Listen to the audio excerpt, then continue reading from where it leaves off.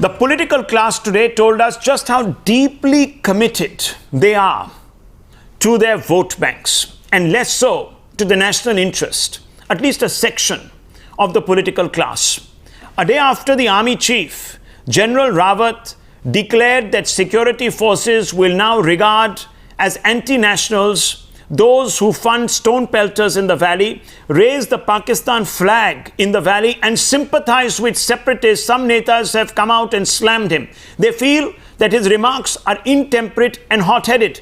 Unpredictably, the Snub has kicked up a storm. Many tonight are asking, why would these Netas object to the army chief correctly defining those undermining the national interest as anti-nationals? That's the fundamental question. But first, listen to the army chief, who stood up for his men and for the national interest, and then listen to the reaction,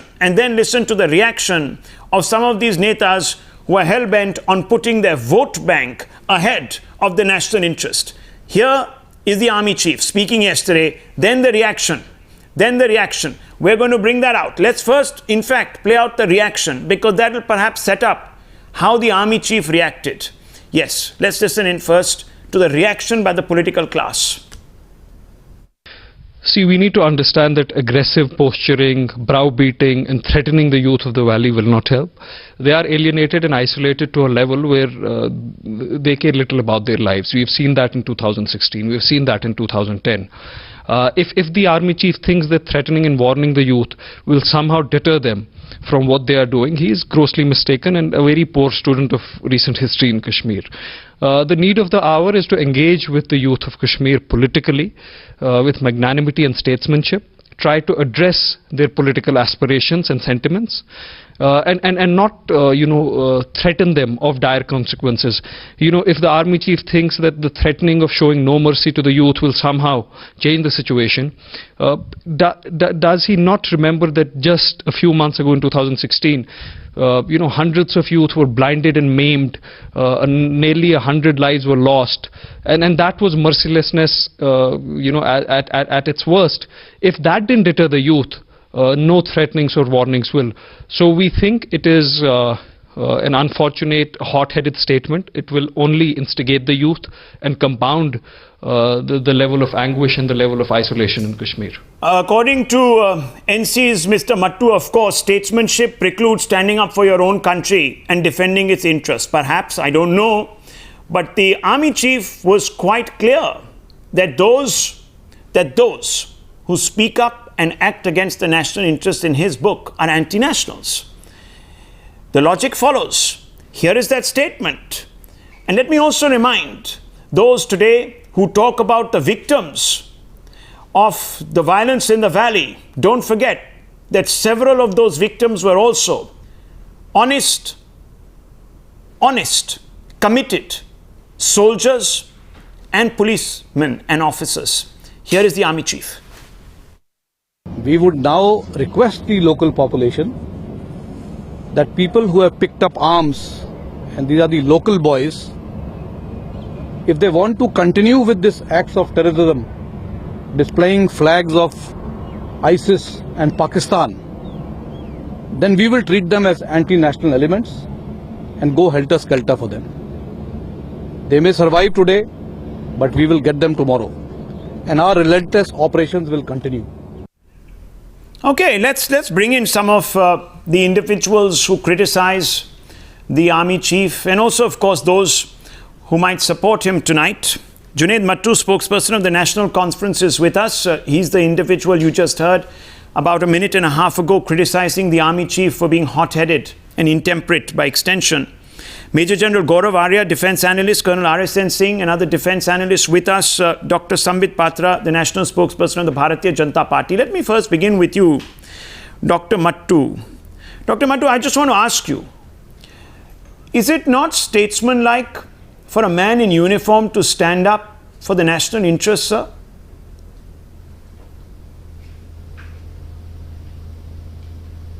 Of course it is. Nobody is questioning the army chief's patriotism, and nobody for a moment is justifying youth pelting stones on the security forces in general, or particularly when they are involved in counter militancy operations.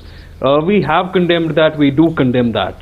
Our point, which might be a little too nuanced for the reductionist narrative that is being peddled in this country nowadays, is simple. It is the fact that thousands, tens and thousands of these youth participate in the funerals of these militants.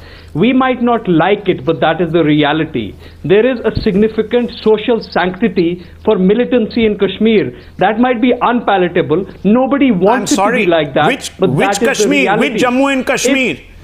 The Jammu and Kashmir of three I only districts? know one Kashmir. No, 1 second. Which Jammu and Kashmir? Are you talking about Whatever. Ladakh? That's also Jammu and Kashmir. Are you talking about Jammu? That's also Jammu and Kashmir, sir. If you're talking about one little square yard of land in the valley, then you're sadly mistaken, because that doesn't represent, sir, the overwhelming sentiment of the people of Jammu and Kashmir. You said that at least a basic sense of geography. But Mr. Mattu, you said very clearly today that there is I'm talking about we are also talking about nuance. I'm talking about nearly 18 districts. We are talking about nuance. I'm talking about nearly 18 districts. Where were you, sir, Jammu yesterday? does not mean Jammu city. Where were you Jammu also yesterday? means Chenab Valley, Excuse me. Mr. Mattu, where were you yesterday? In 2016. Where were you yesterday when the martyrs were being laid to rest? The Prime Minister showed up there to pay his homage, to pay obeisance. Where were you? Where was your party chief? He doesn't believe he needs to be there? I'm asking you, sir. Needs to be where? He is addressing a conference at Harvard. That might be anti-national in your book, Rahul. Where were you? Obviously, you've become the where were you? Since you were standing in judgment in this country. Since you were standing in judgment, where were you, sir? Where was any of your party? I have condemned Where was your party member? I have issued a statement. I am not interested in heckling. I have issued a statement saying you issued a statement. that we need to, listen to me, that we need to stand up for martyred soldiers. That is a very brave statement. Brave statement. Trust me, 100 So you might think it's a brave statement. I think it's your duty as a former legislator, as also of a responsible. No, don't make me the news. Don't make me the news. Let me open this out. Major Arya, your take, sir. Your take. I'll come to you, Dr. Patra. See, I think whatever the Prime Minister has said, I think it's worthy of applause. He has stood up for his men, he has stood up for the nation, and I don't think a leader could have done any better. Now, what has the chief said actually? Let's break it up into two parts. There was the unfortunate martyrdom of the army major. And while he was being evacuated, separatists, Kashmiris, I'm not talking about all Kashmiris because most of them don't believe in this, but separatist Kashmiris, stone pelters, paid by separatists, they started stone pelting and trying to stop the convoy. We have all seen the video.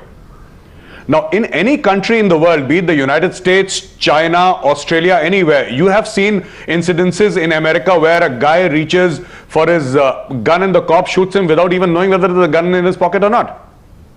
It happens everywhere. Now, this is a live army operation, anti-terror operation going on. What business do the civilian population have there to come and throw stones at people and try to disrupt? Because they are aiding the terrorists. Yes. 2 or 3 terrorists escaped after that. It's very clear. They escaped after that. Do civilians who value the law come out in support of terrorists, the same people who indiscriminately kill? Well, even innocent Panchayat members. Rahul, one more thing. Just want to add one more thing.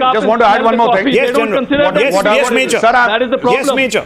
No. Just hold on, sir. Hold on. There are 2 kinds of stone pelting. One which take place regularly, which happens on the security forces, and the other kind in which they actually try to interfere in anti-terror operations. Yeah. When the Chief of Army Staff spoke, he specifically mentioned this, that people who are carrying the gun, people who are sabotage, becoming a problem in anti-terrorist operations. Who sabotage? What is wrong with that? Colonel RSN, before I bring in Bharatiya Janata Party's Dr. Patra to respond, Colonel RSN, this is a very important debate tonight.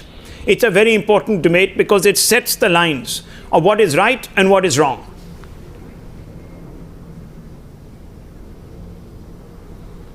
No, I've very carefully heard what the army chief has said, and he has just said that people who pick up guns, you can run through the the footage once again. He has clearly said people who pick up guns, and he has also talked about ISIS and other organizations. Now, for God's sake, I mean, there is no place for pan-Islamism in India. Even if lakhs and lakhs of lives have to be sacrificed, to the altar of this nation, of people wanting to establish some of a caliphate in India, well, then blood does not matter at all. One is that. The second aspect is that, look, proxy war cannot be without proxy facilitators. And what we have done is that we in the last 2-3 decades we have lost the war of narratives, which is very, very crucial and critical to a proxy war. For 3 decades, I don't know, people have been telling, Baba Nuruddin and Nand Rishi, they're the same. Nobody is reclaiming them in Kashmir. So for God's sake, please change this narrative. The point other aspect is that we have proxies in all kinds. There are proxies. No, just one proxies in JNU. There are proxies who said that surgical strike have not taken place. They are all. I would enlarge the ambit, which the army chief cannot do, but I can do. I will enlarge the ambit that they are all proxy soldiers of Pakistan, and hence the enemies of the state. For some, what is wrong?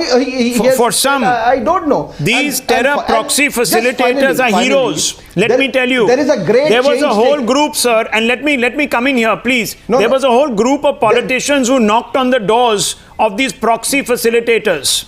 Let me also tell you that, Dr. Patra, there were several individuals, including some from your party, that went there to knock on the doors. Yashwant Sinha, an individual, a senior leader from the Bharatiya Janata Party, also knocked on those doors, was turned away by the Gilanis, by the Mirwaisis of the world. It was so shameful.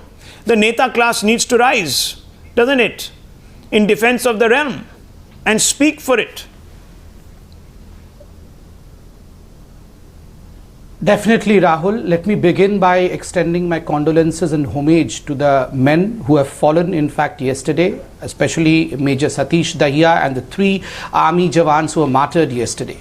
And secondly, I firmly believe as an individual that there are certain issues which are not to be debated, like what the army chief spoke.